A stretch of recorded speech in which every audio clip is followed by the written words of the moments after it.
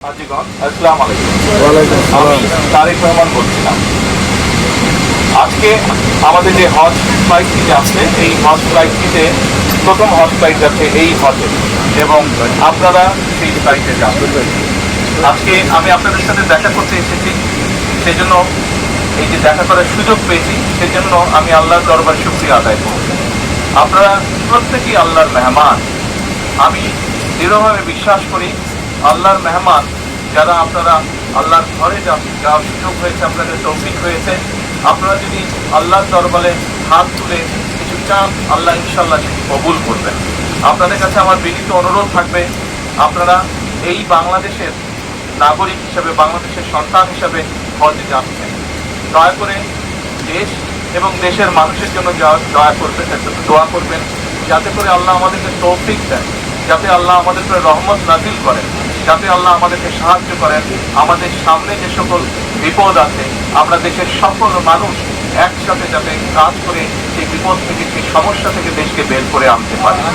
দয়া করে আল্লাহর দরবারে হাত তুলে দোয়া করবেন, আমরা দেশের মানুষ সকলে যাতে শান্তিতে এই দেশে বাস করতে পারি। দয়া করে আল্লাহর কাছে দোয়া করবেন যে আমরা দেশের মানুষের জন্য এই সরকার যে কাজগুলো করতে চেষ্টা করছে, দেশের মানুষের বেকার সমস্যার সমাধান করার জন্য, দেশের মানুষের খাদ্য নিরাপত্তার জন্য, দেশের মানুষের শিক্ষার জন্য, দেশের মানুষের স্বাস্থ্যের জন্য, কর্মসংস্থান সহ আরো যে কাজগুলো আমরা করতে চাইছি, সেই কাজগুলো যাতে আমরা সম্পন্ন করতে পারি, তার জন্য যাতে আল্লাহ আমাদেরকে তৌফিক দেন, আর সেই রহমত যাতে আল্লাহ আমাদেরকে দেন। আর আপনারা হজে যাচ্ছেন, আমরা চেষ্টা করেছি সরকারের পক্ষ থেকে যদি কোনো ত্রুটি থাকে সেটিকে ঠিক করার জন্য। এই হজ ব্যবস্থা এই বছর যেটা হয়েছে, এটা অধিকাংশ কাজগুলোই আমরা সরকার গঠন করার আগেই সম্পূর্ণ মোটামুটিভাবে হয়ে গিয়েছিল। আমাদের খুব কিছু করার সুযোগ ছিল না, তারপরে আমরা যতটুকু করতে পেরেছি, আমরা কিছু ছোট কিছু কাজ করার সুযোগ ছিল, সেগুলো আমরা করার চেষ্টা করেছি। তার মধ্যে একটু একটা বড় কাজ আছে, আমরা চেষ্টা করছি 12,000 টাকা পর্যন্ত টিকিটের যে ভ্যালুটা আছে, 12,000 টাকা পর্যন্ত আমরা কমানোর চেষ্টা করছি। ইনশাল্লাহ আমাদের চেষ্টা থাকবে যে আগামী বছর আমরা যাতে আরো খরচটা কমাতে পারি, যাতে আগামী বছর হয়তো আপনাদের কাছে থেকেও কেউ যাবেন, আরো অনেক হাজ যাবেন, তাদেরকে যাতে আরো কম খরচে আমরা হজে পাঠানোর ব্যবস্থা করতে পারি। সেই তৌফিকও যাতে আল্লাহ আমাদেরকে দেন, সেই রহমতও যাতে দেন আল্লাহ, দয়া করে সেটির জন্য দোয়া করতে। আপনাদের কাছে আমরা দোয়া চাইলাম দেশের জন্য, দেশের মানুষের জন্য।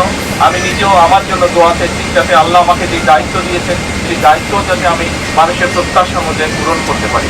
আপনারা যদি দেশের মানুষের জন্য আল্লাহর দরবারে হাত তুলেন, ইনশাআল্লাহ আল্লাহ সেই দোয়া কবুল করবেন, কারণ আপনারা আল্লাহর মেহমান।